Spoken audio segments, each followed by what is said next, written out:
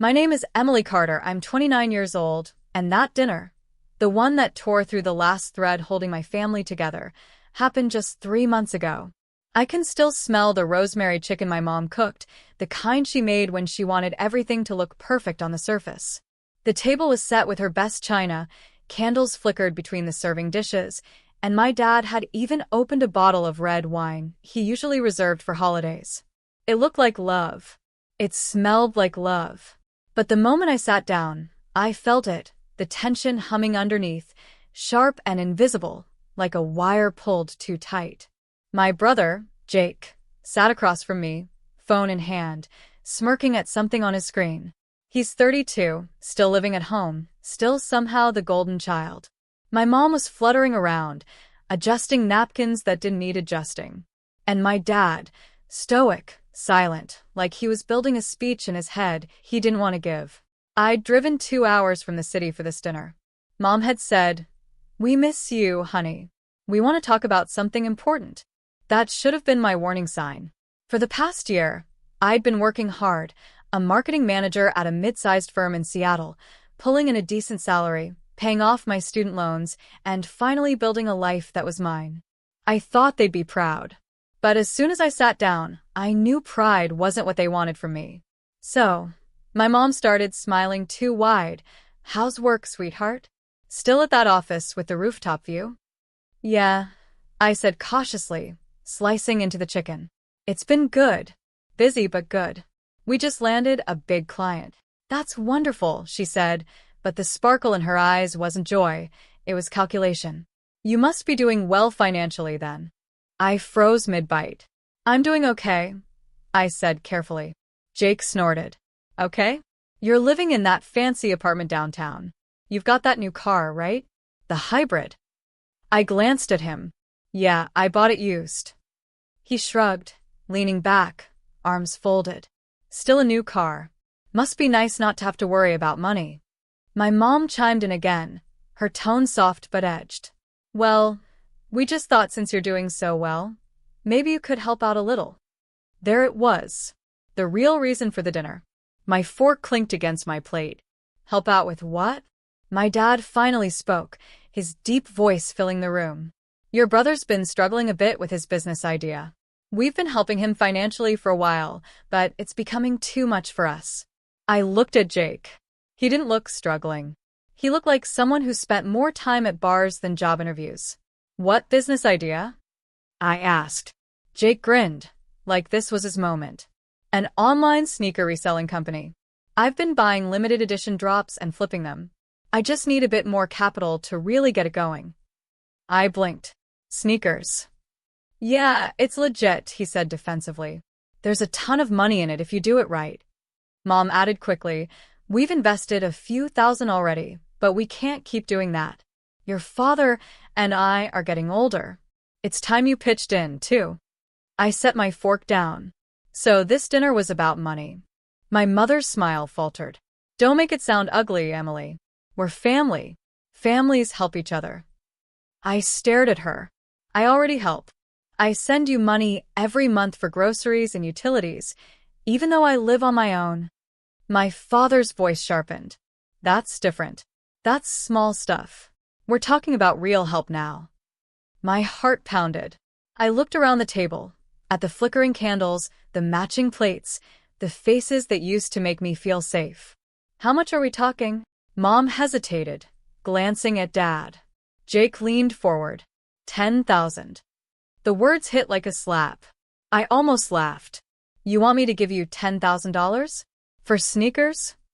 Dad's jaw tightened. "For your brother's future. For this family's future." I shook my head slowly. "No, I can't do that." Silence. Then my mom's fork dropped with a sharp clatter. "Can't or won't?" "I won't," I said. Jake muttered something under his breath. I caught only one word: selfish. Mom leaned forward, voice trembling. "After everything we've done for you, Emily? We paid for your college. We helped you get your first car. We covered your rent when you couldn't." My stomach twisted. "I know, and I've thanked you. But I've been paying my own bills for years now." "That doesn't erase what we did," she snapped. You wouldn't be where you are if not for us. My dad slammed his hand on the table. The plates rattled. We are not your bank anymore, Emily. You take and take, but when it's time to give back, suddenly you're too good for us. I felt my throat tighten, words getting caught somewhere between disbelief and anger. You called me here under false pretenses, I said quietly. You didn't miss me. You wanted money. My mom's eyes flashed with hurt, or maybe guilt. I couldn't tell anymore. That's not true, she whispered. We love you. I swallowed hard. Love shouldn't come with an invoice. Jake pushed back his chair and stood. You know what? Don't bother, Em. We'll figure it out without you. You're just proving you don't care about anyone but yourself. That hit harder than I wanted to admit. I'd spent years trying to earn their approval, working overtime, sending small gifts home, calling every Sunday. But standing there looking at them, I realized it had never been about love. It had always been about control. My dad's voice was cold now. You've changed. You think you're better than us because you make a few dollars more. No, I said softly. I just learned how to stand on my own. That's what you always said you wanted. Mom's voice cracked. You're breaking this family apart. I looked at her, and something inside me broke too. No, I said. This family broke itself the moment money became more important than love. The silence that followed was deafening. The candles flickered. My brother's jaw clenched. My father wouldn't look at me. I stood up, my hands trembling as I grabbed my coat. I came here because I thought you wanted to reconnect. But you just wanted a handout. Mom reached out, voice pleading now. Emily, don't go. We can talk about this. I shook my head. You don't want to talk. You want to guilt me. For a moment, her face softened. Just for a flicker. Maybe she realized she'd gone too far. But then Dad muttered, let her go. She's made her choice. And that was it. I walked out of the dining room, past the family photos on the wall, birthdays, graduations, Christmas mornings. Every picture looked perfect. Smiling faces. Matching sweaters. But behind every one I saw now there was always a cost. As I stepped outside, the cool air hit my face like a slap of truth. I stood in the driveway staring at the house I grew up in, the porch light glowing warm and familiar, and I wondered how something that looked so safe could hurt this much. When I got into my car, I expected to cry. Instead, I sat there in silence. The kind that settles deep into your bones. I thought about all the times I'd said yes when I wanted to say no. All the times I'd loaned money, covered bills, made excuses for Jake. It was never enough. It had never been enough. That night, driving back to the city, I realized something. My family didn't see me as a daughter anymore. They saw me as a paycheck with a pulse.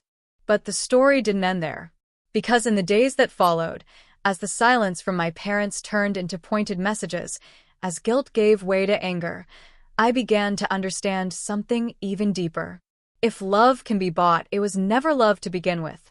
And maybe, just maybe, it was finally time I stopped paying the price. When I got home that night, my apartment felt emptier than usual, like the silence had weight.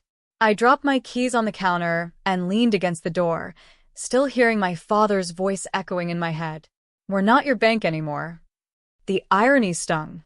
I'd never asked them for money in years. But that didn't matter to them. It wasn't about money, it was about control. I changed into sweatpants, made tea, and sat on the couch staring out at the glowing city skyline. The streets below buzzed with weekend laughter and headlights, but all I could feel was this hollow ache in my chest. I kept replaying every word from that dinner, dissecting every tone and look. I wasn't angry at first. I was hurt. That deep, confusing kind of hurt that doesn't even know where to land.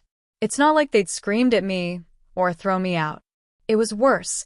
They'd made me feel like love had to be earned in installments. I told myself I'd give it a few days. Maybe they'd cool down. Maybe we could talk like adults. Maybe they'd realize how unfair that conversation had been. But by the third day, I knew something had shifted. It started with a text from my mother. Mom, I hope you're thinking about what we said. We're just trying to help Jake succeed. It's family, Emily. No, hi. No, how are you? Just a reminder that their priorities hadn't changed. I didn't respond. I couldn't.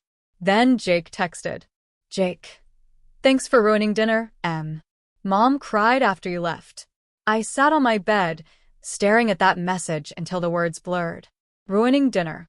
Making Mom cry. Somehow, I was already the villain in their story. Over the next week, the texts became less subtle. My mom would send me guilt-laced reminders, things like, your father's blood pressure has been up since that night, or, Jake is doing his best, you know. And then the call came. It was a Saturday morning, and I was catching up on work emails when my phone rang. Dad's name lit up the screen. I hesitated before answering. Hey, Dad, I said, my voice small. He didn't waste time.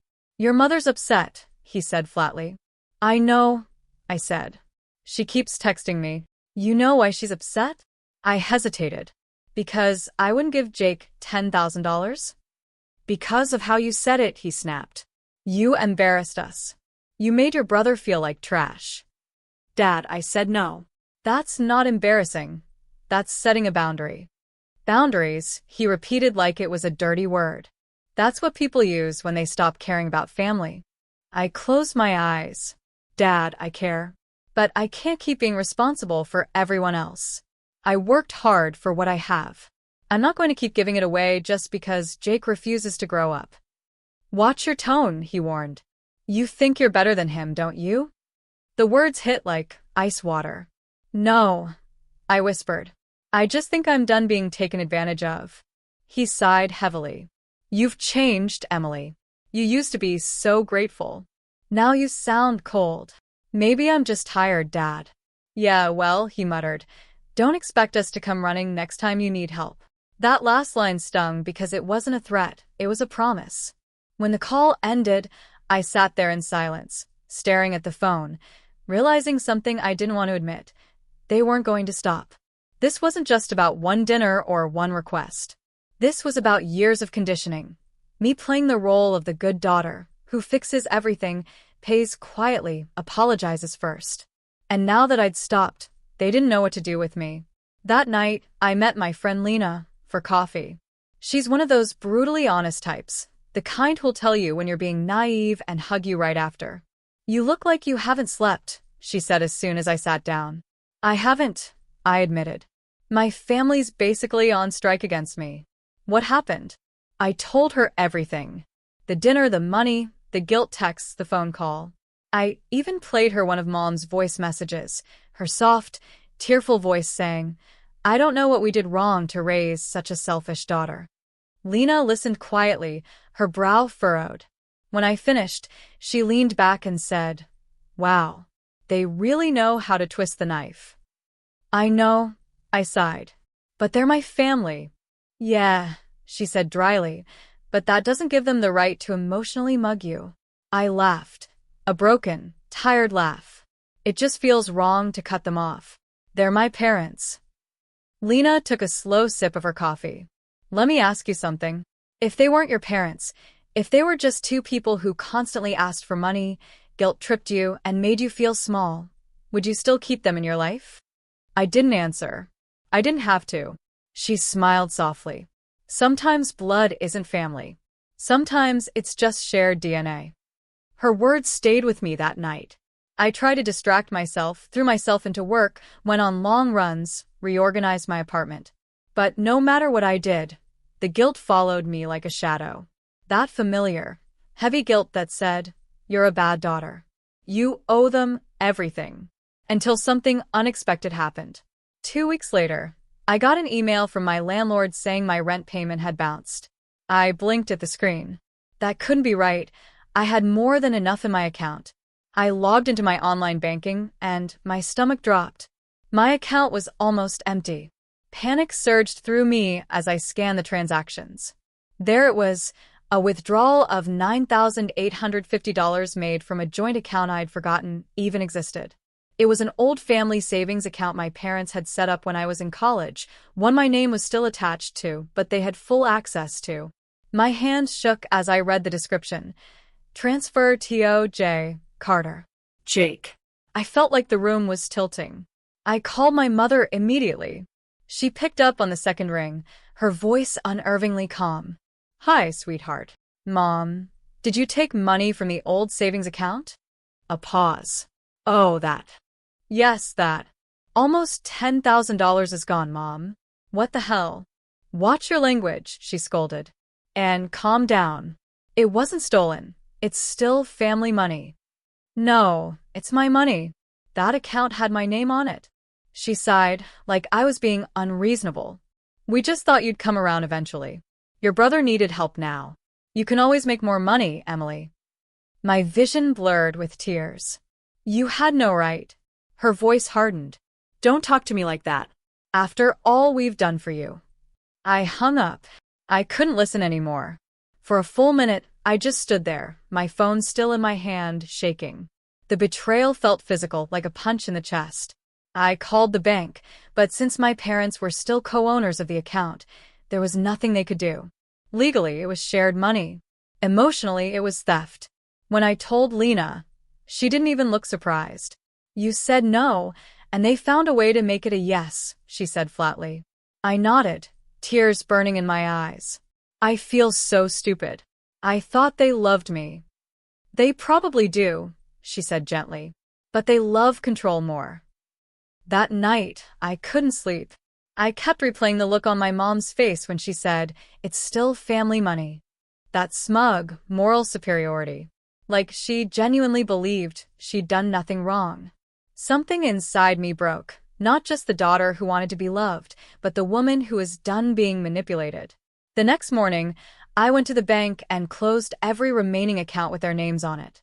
I froze my credit, changed passwords, and called HR at work to make sure my paycheck was being deposited into a secure account. Then I sat down and wrote an email, the hardest one I've ever written. Mom, Dad, I know what you did. I know you took the money, and I know you don't think it's wrong. But it is. You crossed a line that can't be uncrossed. I love you both, but I can't keep being part of this cycle. Until you can respect me as an adult and as a person, I'm stepping back. Please don't contact me. I didn't hit send right away. I stared at the screen for nearly 20 minutes, trembling.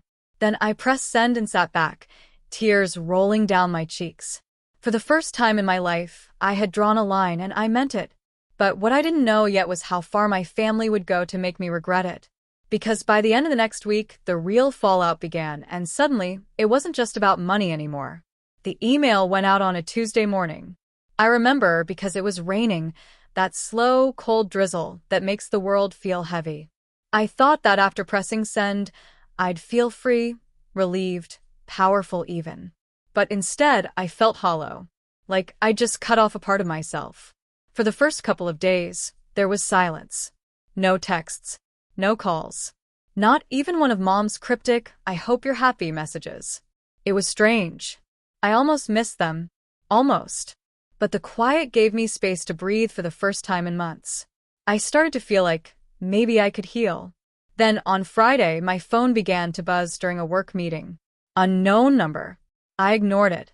It rang again. Then again. Finally, I stepped out into the hallway and answered. Hello. Emily. The voice was soft, uncertain. It's Aunt Marie. I blinked. Oh. Hi, Aunt Marie. Everything okay? She hesitated. Well, your mom's been really upset. She told me what happened with the money. Of course she did. I swallowed. What exactly did she tell you? That you accused her of stealing, she said delicately. That you called her names and blocked her. Emily, she's devastated. I rubbed my temples. Aunt Marie, she took nearly $10,000 out of my account without telling me. There was a pause. She said you both had access to that account. That's true, I said. But she still took it without asking. She sighed. Sweetheart, I know this is hard, but she's your mother. She loves you. Maybe you can let this go. Let it go. Those words made my throat tighten. That's what everyone in my family said whenever something ugly happened. Dad cheated on Mom? Let it go. Jake crashed your car and blamed you? Let it go. But this wasn't a misunderstanding. This was theft. I appreciate you calling, Aunt Marie, I said quietly. But I'm not going to pretend it didn't happen. She sighed again, disappointed. You always were the stubborn one. When I hung up, my chest felt like it was on fire.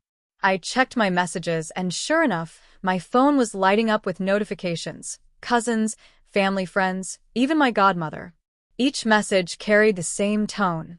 Confusion, disappointment, guilt. I'm sure your parents didn't mean it that way. Family is everything, Emily. Your mom's heartbroken. She says you won't even speak to her. Within hours, my family had turned into a chorus of moral outrage against me. It was like watching a slow-motion smear campaign unfold. My mom was painting herself as the wounded matriarch, betrayed by her cold, ungrateful daughter. And the worst part? People believed her. By the weekend, I stopped checking my phone altogether. Every ping made my stomach twist. Every voicemail was another guilt trip. Then came the final blow, a post on Facebook. It was a photo of my parents and Jake smiling at dinner. The caption read, "Family isn't about money, it's about love and loyalty." Some people forget that. We never will. Red heart. Hundreds of likes. Dozens of comments. Beautiful family. So true. People get greedy these days. Proud of you for standing strong. I stared at that post until the tears blurred my vision. It wasn't just the betrayal, it was the performance of it. The way they were rewriting the story in public, turning me into the villain for daring to protect myself. For a while, I didn't know what to do. I couldn't fight it without looking defensive, and silence made me look guilty. It felt like a trap. Then one night, as I scrolled aimlessly through old photos, family vacations, birthdays, Christmas mornings, I noticed something. In nearly every photo, I was the one holding the camera. The one cleaning up the mess, standing off to the side, smiling for everyone else's sake. I'd been raised to be useful, not loved. That realization broke something inside me, but it also freed me. The next morning, I went for a long walk through the park. The air was crisp, the trees shedding golden leaves. I walked until my thoughts started to untangle, and a strange calm settled over me. If they wanted to paint me as the villain, fine. I was done defending myself to people who were never listening anyway. But the problem was, family doesn't stop at a single decision. They find ways to reach you, to pull you back. It started with mail, letters, cards, even a care package. All from my mom. Each one was another emotional landmine. One letter said, "We forgive you for your behavior. Please come home for Thanksgiving." Another said, "Your father's health is failing. He wants to see you before it's too late." And the care package? It had a photo of my family framed with the words, "No matter what." I wanted to throw it all away, but part of me couldn't. Part of me was still that little girl who wanted to believe her parents could change. So when Thanksgiving came around, I did something stupid. I went. The drive to my parents' house felt longer than ever. My palms were sweating by the time I pulled into their driveway. The house looked the same, red shutters, wind chimes, the old oak tree in the front yard. But it didn't feel like home anymore. When I knocked, Mom opened the door with a bright smile, like nothing had happened. "Emily," she cried, hugging me tightly. "Oh, sweetheart, I knew you'd come." Her perfume was the same, gardenia and powder, but the familiarity made me sick. Inside, the dining room was set perfectly. The turkey, the mashed potatoes, the candlelight. Jake was already at the table, grinning like a cat who'd just caught the canary. "Well, look who decided to forgive and forget," he said smugly. "Don't start," I muttered. Dad looked up from carving the turkey. "Let's just eat," he said. His tone was neutral, almost forced. Dinner started quietly. Mom made small talk about her book club, Jake bragged about his new project, and I tried to focus on the food. But there was a tension beneath every word, a storm waiting to break. Then Mom sighed dramatically. "You know, Emily, your father and I have been so worried about you. It's not healthy to isolate yourself from family." I set down my fork. "I'm not isolating myself. I'm setting boundaries." "Boundaries," she repeated, as if the word offended her. "That's what people use when they stop caring." Dad chimed in. "We raised you better than this." I laughed bitterly. "Did you?" "Because it feels like you raised me to say yes to everything you wanted." Jake smirked. "Here we go again." I turned to him. You stole my money, Jake. He rolled his eyes. You're so dramatic. Mom already explained that. Explained what? That you took it because you needed it? That's not an explanation. That's theft. Watch your mouth, Dad snapped. You're in our house. I leaned back, shaking. Yeah, and that's the problem, isn't it? It's always your house, your rules, your conditions. You take what you want and call it love. Mom gasped. How dare you speak to us like this? After everything we've done for you. I looked around the table. The same table where I'd celebrated every birthday, every holiday, every fake smile. Everything you've done for me? I whispered. You mean raising me to be your emotional punching bag? Your safety net? The room went silent. For the first time, they didn't have a comeback. Not immediately. Then Dad stood up, his face red. If you're going to talk to your mother like that, you can leave. I met his glare. Gladly. I grabbed my coat and purse, ignoring Mom's desperate, Emily, please. But I didn't turn back. As I stepped outside, the cold air hit my face like a slap. My hands were trembling, but not from fear. For the first time, it was from clarity. That dinner wasn't reconciliation. It was confirmation that they hadn't changed and maybe never would. Driving home, I felt something strange bubbling up inside me. It wasn't sadness anymore. It wasn't even anger. It was determination. They thought I'd come crawling back, that I'd keep playing the role of the obedient daughter. But they were wrong, because this time I wasn't walking away to escape them. I was walking away to rebuild myself without them. And that was something they couldn't control. I wish I could tell you that the next morning I woke up feeling strong and liberated, like one of those women in movies who realize their worth and start a new life. But the truth? I woke up with a knot in my chest so tight it hurt to breathe. My head pounded from crying, my throat burned from swallowing too many words that should have been said, and my phone sat on the nightstand like a landmine I was too afraid to touch. It had been 3 days since that dinner.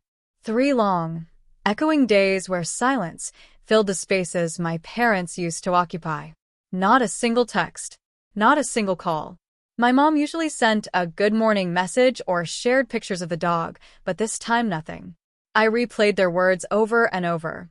We're not your bank anymore. It wasn't even about the money, not really. It was about the message behind it. That they saw me as a burden. That all the hours I'd worked to support them during their struggles didn't matter. That my independence, my decision to finally save for my own future, made me the villain. The house felt colder now. Even the hum of the refrigerator seemed louder, like the quiet was mocking me. I sat at the kitchen table with a cup of coffee that had gone cold twice.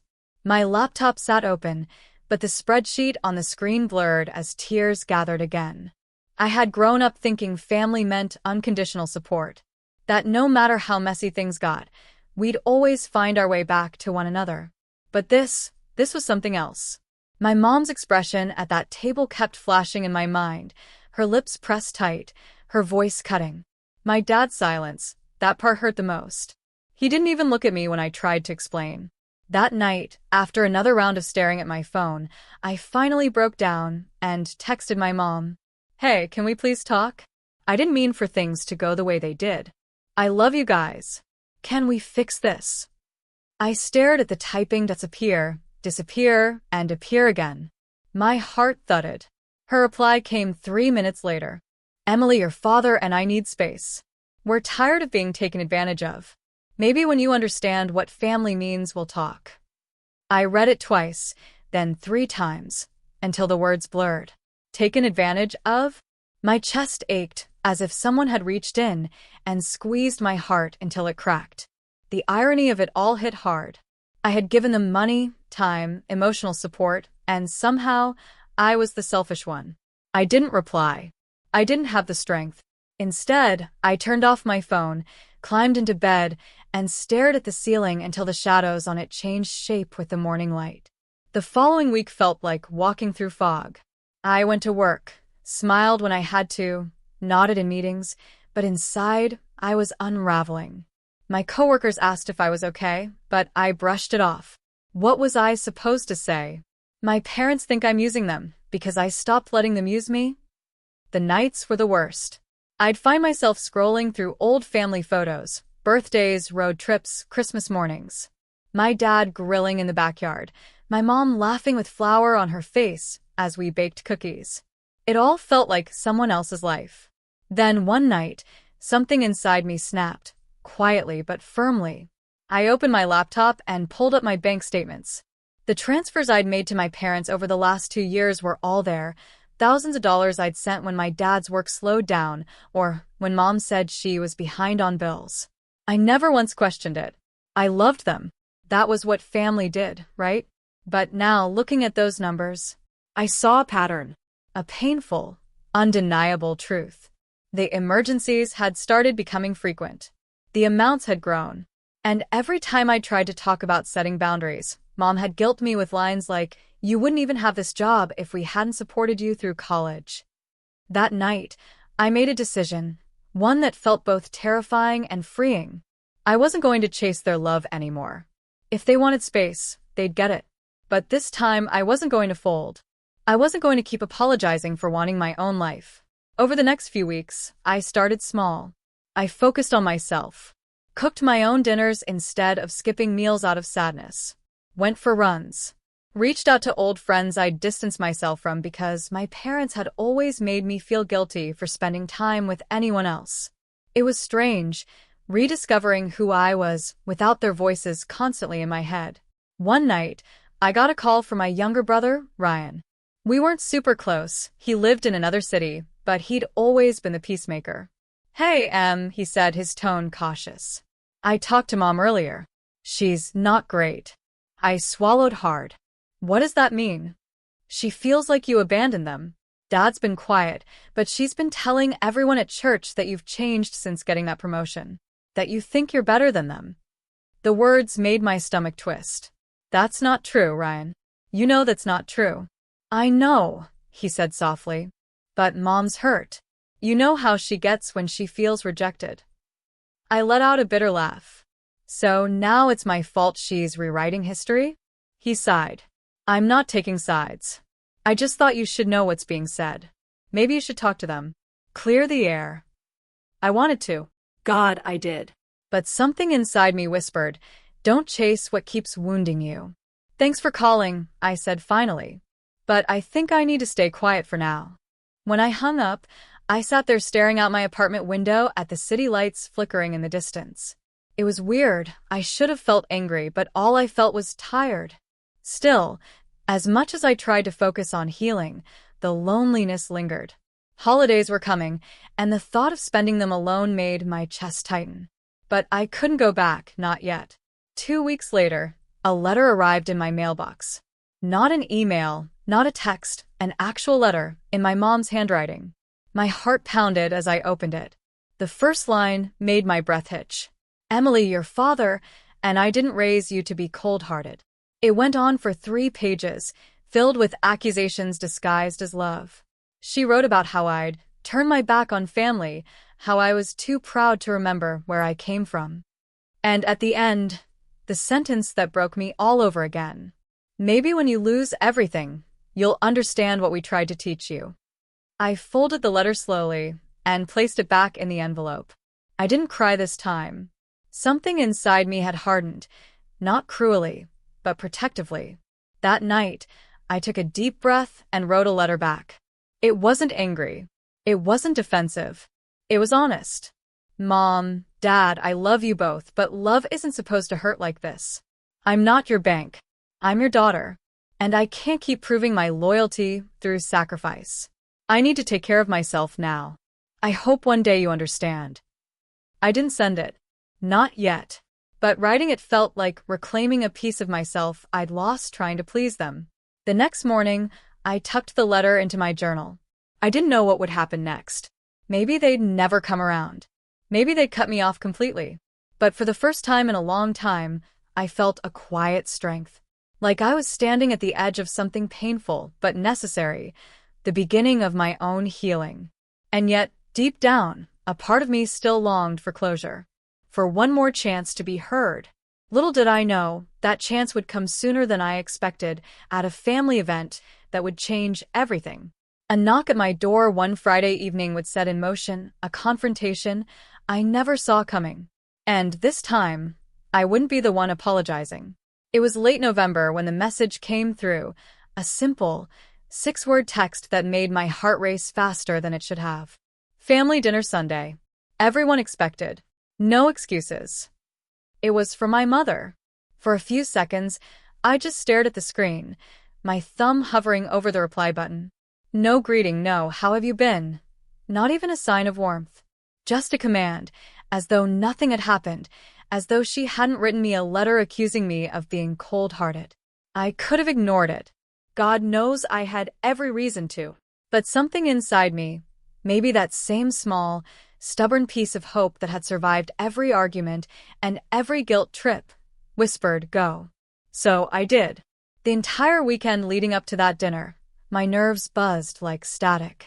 I kept replaying scenarios in my mind, some where they apologized, some where it all exploded again. I picked out my outfit like it was armor, a soft cream sweater, jeans, minimal makeup. Comfortable. Calm. Neutral. By the time Sunday evening came, I was standing in front of the same front door I'd walked through 1,000 times before, only now it felt foreign. I could hear muffled laughter inside, the familiar hum of voices overlapping. My hand trembled slightly as I reached for the doorknob. The door swung open before I even touched it. "Emily," my mom exclaimed, her smile wide, bright, and brittle. "You made it." Her tone was too cheerful, like she was trying too hard to sound normal. Behind her, my dad sat at the table, carving a roast with mechanical precision, his face unreadable. My brother Ryan gave me a small, hesitant smile from across the room. The air felt heavy, thick with all the words we hadn't said. "Of course," I said quietly, forcing a smile. "You said it was important." Mom stepped aside, gesturing toward the dining table. "Dinner's ready. Let's not make it awkward." Too late for that, I thought. The table was set perfectly, candles lit, plates gleaming, the smell of roasted vegetables and gravy filling the room. Everything looked just like it used to during family dinners. Except this time, the warmth wasn't there. As I sat down, I noticed the smallest details, how my mom's smile tightened whenever our eyes met, how my dad avoided looking directly at me, how Ryan kept fidgeting with his napkin. "So," my mom began, her voice sweet but sharp. "Work still going well, I assume?" "Yeah," I said carefully. "It's been busy but good." "That's nice," she replied, her fork clinking against her plate. "Must be nice to have money to spare." There it was, the edge in her voice, the quiet accusation laced with resentment. I took a slow breath. "I'm comfortable. I've been saving." She gave a tight laugh. "Oh, saving. I see. That's new for you." "Mom," Ryan began softly, but she cut him off with a raised hand. "No, Ryan." "I just find it interesting that she's suddenly so responsible, when her father and I could have used a little responsibility from her these past few months." The tension in the room thickened. My dad finally spoke, his tone low and heavy. "We're not saying you owe us, Emily. But family helps family. That's how we raised you." I looked at him, really looked at him, the man who taught me to ride a bike, who used to say he wanted me to be strong and independent. Now his eyes were hard, cold almost. "Dad, I did help," I said, my voice steady. "For years. Whenever you needed it. I sent money when you asked, even when it meant skipping rent payments. But I can't keep doing it. I can't build my life if I'm constantly cleaning up everyone else's messes." Mom's fork hit her plate with a sharp clatter. "So that's what we are to you now. A mess? Your own parents." "I didn't say that." "You don't have to," she snapped, her tone rising. "It's written all over your face. You think you're better than us because you've got a nice job and an apartment in the city. You think you don't need us anymore." The words stung, but this time I didn't shrink. I'd heard them too many times before. "I never said I didn't need you," I said quietly. "I just said I need boundaries. There's a difference." For a moment, no one spoke. The sound of the clock ticking in the background filled the silence, like a heartbeat. Then my dad sighed. Your mother's just hurt, Emily. We both are. We feel like we did everything for you, and now you're pulling away when we need you most. The old guilt tried to rise in me, the kind that made me apologize just to keep the peace. But I swallowed it down. I wasn't that girl anymore. I love you both, I said, my voice trembling but firm. But love isn't about control. And it's not about money. I can't keep proving I care by writing checks every time something goes wrong. You made me feel like I was nothing more than a walking ATM. That hurts. My mom's eyes flashed. You're twisting this, Emily. You've always had a way of making yourself the victim. Ryan finally spoke up then, his voice shaking slightly. Mom, stop. That's not fair. She turned to him, eyes narrowing. Don't you start. No, he said louder this time. You've been guilt-tripping her for months. I've heard you.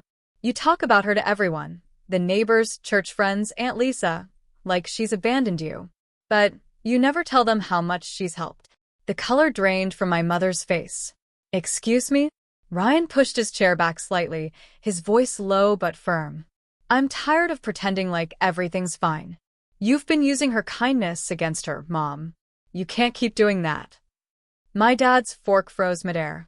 My mother looked between us, her eyes filling with angry tears. So, that's it?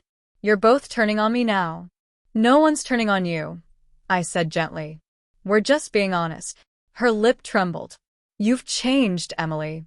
Maybe I have, I admitted softly. But maybe that's not a bad thing. She stood abruptly, her chair scraping against the tile. You think you're so mature, so independent. Well, good for you. I hope your money keeps you warm at night. She stormed off into the kitchen, slamming a cabinet door so hard it rattled the dishes. The room fell silent again. My dad rubbed his temples, sighing heavily. You shouldn't have come, he muttered. Maybe he was right. Or maybe this was exactly what needed to happen, the truth finally out in the open, raw and messy. After a few moments, I stood and grabbed my coat. Ryan followed me to the door. I'm sorry, he said quietly. I didn't think she'd blow up like that. I managed a weak smile. It's okay. You spoke up. That meant a lot. He hesitated, then asked, You still gonna send that letter you wrote? I looked at him, surprised. You knew about that? He shrugged. You always write letters when you can't say things out loud. You're like Dad that way. I smiled faintly, the corners of my eyes stinging. Maybe I will. Maybe it's time. When I stepped outside, the cold air hit my face, sharp and grounding. The house behind me glowed softly through the windows, the same home I grew up in, now filled with people who felt like strangers.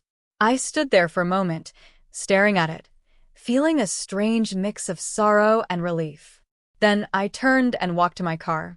The drive back was quiet, except for the sound of the rain tapping against the windshield. For the first time in months, though, I didn't feel hollow. I felt lighter, like the truth, as painful as it was, had finally set me free. That night, I pulled out my journal and reread the letter I'd written weeks ago. Without overthinking it, I placed it in an envelope, addressed it to my parents, and set it by the door to mail in the morning. No begging, no guilt, no tears. Just truth. As I climbed into bed, I whispered softly into the darkness. I did my part. And deep down I knew, whether or not they ever understood, I'd finally broken free of their grip. But what I didn't know yet was that sending that letter would ignite one last storm, a storm that would either destroy what was left of our relationship, or rebuild it in a way I never expected. The letter was simple. 3 pages, handwritten, folded neatly inside a cream envelope with my mother's address written in the same looping handwriting she taught me as a kid. I didn't pour venom into it. I didn't even try to defend myself. I just told the truth about how I felt used, how every request for help turned into emotional blackmail, and how I couldn't keep sacrificing my peace to earn their approval. I ended it with something my therapist had once said to me. Sometimes love isn't about giving endlessly. It's about stopping when giving begins to hurt you. I sealed it, dropped into the mailbox on my way to work, and for the first time in years didn't look back. I didn't expect a reply. Not right away, maybe not ever. But life has a funny way of testing your resolve right when you start to find peace. 2 days later, I got a call from my brother Ryan. "Hey," he said, his tone cautious. "You might want to come by." My stomach tightened. "What happened?" "It's Mom," he said after a pause. "She's not taking your letter well." Of course she wasn't. I drove over anyway. I wasn't going to avoid it anymore. When I pulled up to the house, I saw my dad's car in the driveway and the kitchen light glowing through the curtains. I sat there for a full minute, breathing, before finally walking up the front steps. Mom opened the door before I could even knock. Her face was pale, eyes puffy from crying, but her voice was calm. Too calm. "So," she said, crossing her arms. "You had a lot to say." "Hi, Mom," I said softly. "Don't hi Mom me," she snapped, though her voice cracked halfway through. "You sent us that essay just to make yourself feel better?" I stepped inside, glancing at the table. The letter lay there, unfolded, creased, with lines underlined in red ink, as if she'd studied it like homework. "I didn't write it to hurt you," I said quietly. "I wrote it so you'd understand where I stand." "Well, congratulations," she said bitterly. "We understand perfectly. You think we're leeches." "That's not what I said." "Don't lie to me," she shouted suddenly, slamming her hand on the table. "You said we treat you like a bank. You said you feel used. You said we guilt you. How could you write those things to your own parents?" The old me would have cried, apologized, begged her to see my heart. But this time, I just took a deep breath. "Because it's true," I said. "And you know it." The silence that followed was suffocating. My father came out of the living room, rubbing his forehead. "Enough," he muttered. "Yelling won't fix anything." She turned on him. "You're not helping. You should be furious too. She's tearing this family apart." I swallowed hard. "I'm not tearing it apart, Mom. I'm trying to stop the cycle. You raised me to believe family meant love and support, but when it came time for me to live my own life, that love started to come with strings attached." My mother's lip trembled. "You ungrateful." "Let her finish," my dad interrupted, his voice sharp. Her eyes darted toward him, surprised. He'd rarely ever spoken against her, at least not in my presence. My dad turned to me. "Go on." I hesitated. My throat was tight, but I forced the words out. "I sent money every time you asked, even when it meant skipping meals or borrowing from my savings. I kept doing it because I thought it was love. But then it stopped being love. It started being control. Every time I said no, you'd call me selfish. You'd compare me to other daughters. You'd say I'd forgotten where I came from."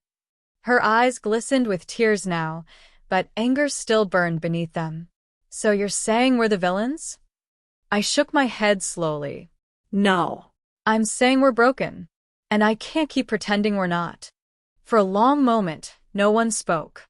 The clock ticked steadily, and I could hear my own heartbeat in my ears. Finally, my dad sighed and sank into a chair. "Your letter hurt, Emily. But maybe it needed to." My mom's head snapped toward him. "You're siding with her?" "I'm not siding with anyone," he said quietly. "I'm just tired of the fighting. She's not wrong, you know. We've leaned on her too much. You know we have." Her face hardened. "I can't believe you're saying this." "She's our daughter, not our safety net," he continued, his tone weary.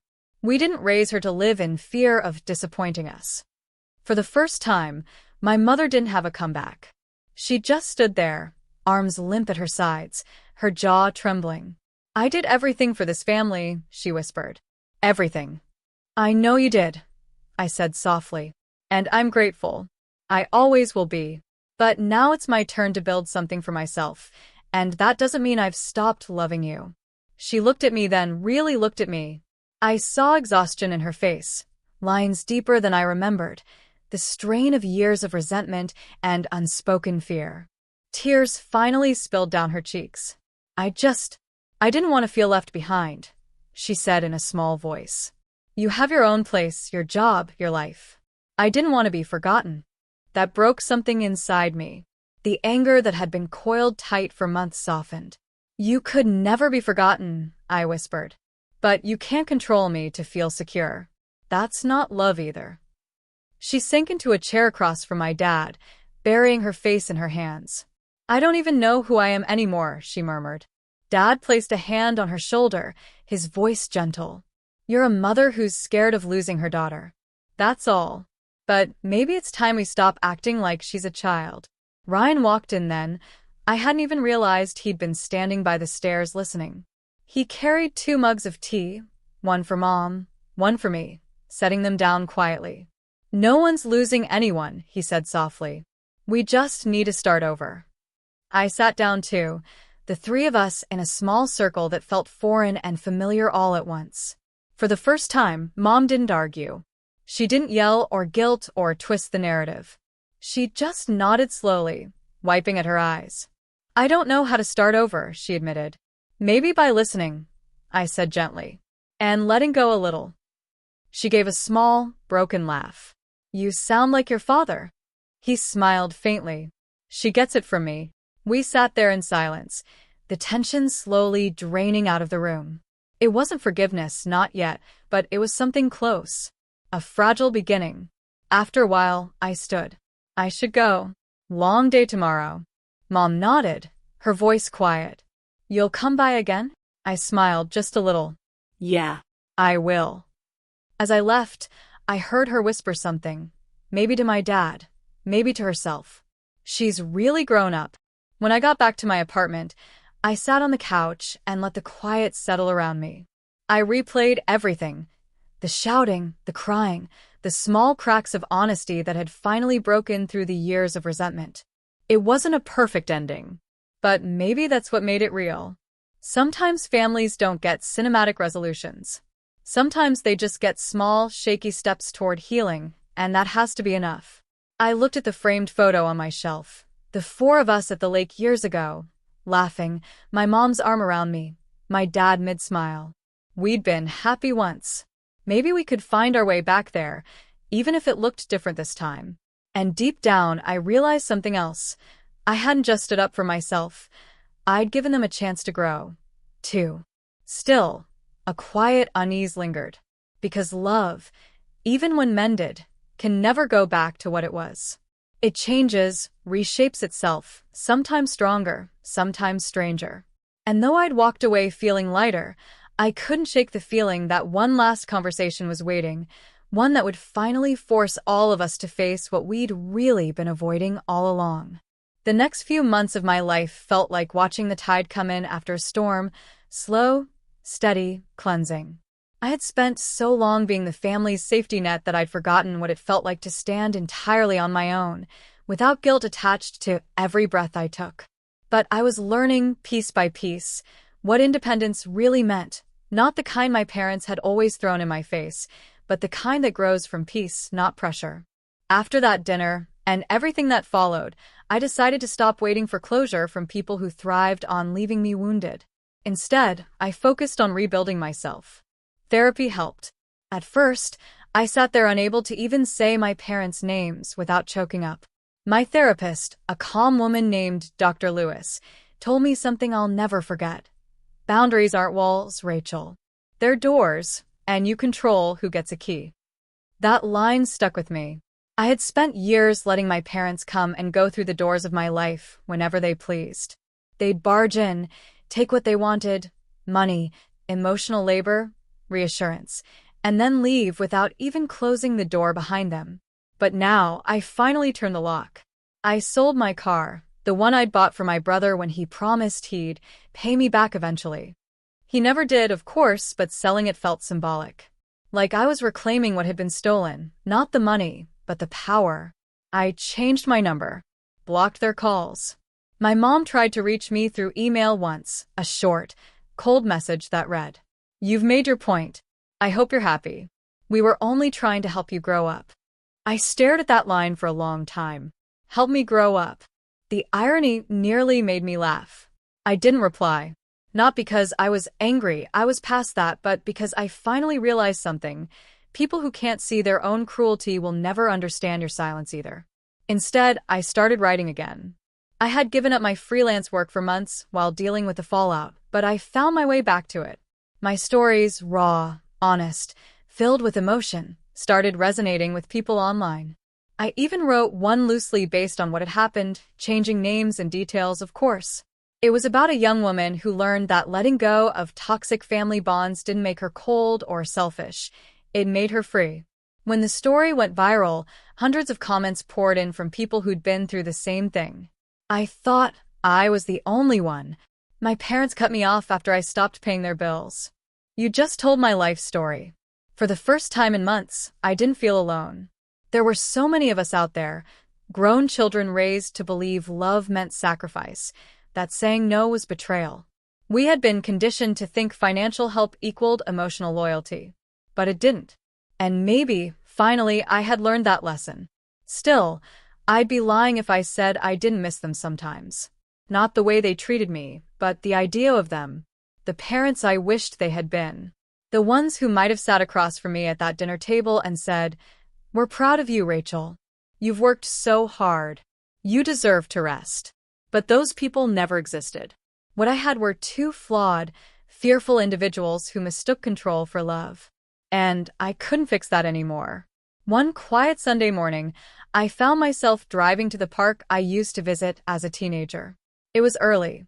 Dew still clung to the grass, and the sky was streaked with soft pink light. I sat on a bench, watching the world slowly wake up, and thought about how much had changed. How much I had changed. For years, I'd lived with this gnawing belief that I owed my parents everything because they had given me life. But sitting there, I realized, life isn't something you owe back.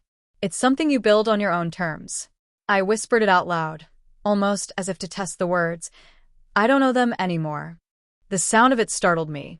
It was small but powerful, like a truth finally finding its way out after years of being buried under guilt. That day, I started a new tradition. Every Sunday, instead of visiting my parents or sending money or checking in to see what they needed, I visited that park. Sometimes I read. Sometimes I journaled. Sometimes I just sat and listened to the world move quietly around me. It became my ritual of peace, a promise to myself that I would never go back to the person who lived for everyone but her. Then, about 6 months later, I got a call from my aunt, my mom's sister. I almost didn't answer, but something in me said I should. "Rachel," she said softly, "I thought you should know your mom's been sick. It's not serious, but she's been asking about you." The air went still. My first instinct was to hang up. My second was to cry. But I did neither. I took a deep breath and asked, "Has she apologized?" There was a pause. Then a quiet sigh. No. "But she keeps saying she doesn't understand why you won't talk to her." Of course she didn't understand. She never had. I thanked my aunt for calling, told her I hoped Mom recovered, and hung up. That night, I couldn't sleep. My chest felt tight, my mind heavy with memories. Her laughter, her lectures, her anger. The way she'd said, "We're not your bank anymore," like it was some kind of punishment instead of the freedom I never knew I needed. I realized then that forgiveness isn't about waiting for an apology. It's about choosing peace over pain. So I wrote a letter, not to send, but to release. In it, I told my parents everything I'd never been able to say out loud, that I loved them once so fiercely it blinded me, that their approval was my oxygen, that their rejection almost broke me, but that I was done living in a transaction where love came with a price tag. When I finished, I folded the letter, walked outside, and set it alight in a small ceramic bowl on my porch. The flame flickered orange and gold, curling the paper until it turned to ash. Watching it burn, I felt something inside me uncoil, not hatred, not revenge, just release. I whispered, "Goodbye," and meant it. A year later, I was living in a small townhouse near the coast. The sound of waves outside my window became my new lullaby.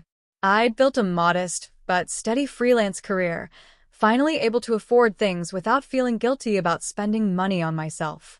One evening, as I sat at my desk finishing a piece for a magazine, I looked at the headline on the screen, "Breaking Free from Emotional Debt, When Family Stops Being Family."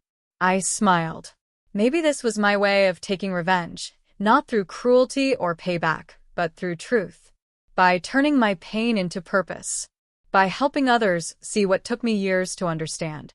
That night, I posted a video reading an excerpt from my article. It went viral within hours.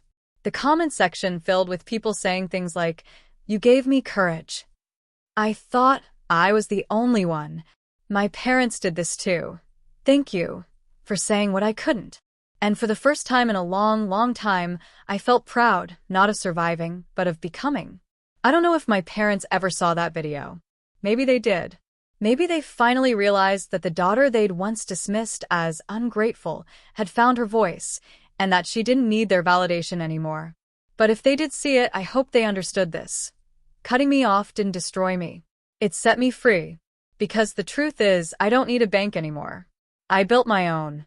Emotionally, financially, spiritually.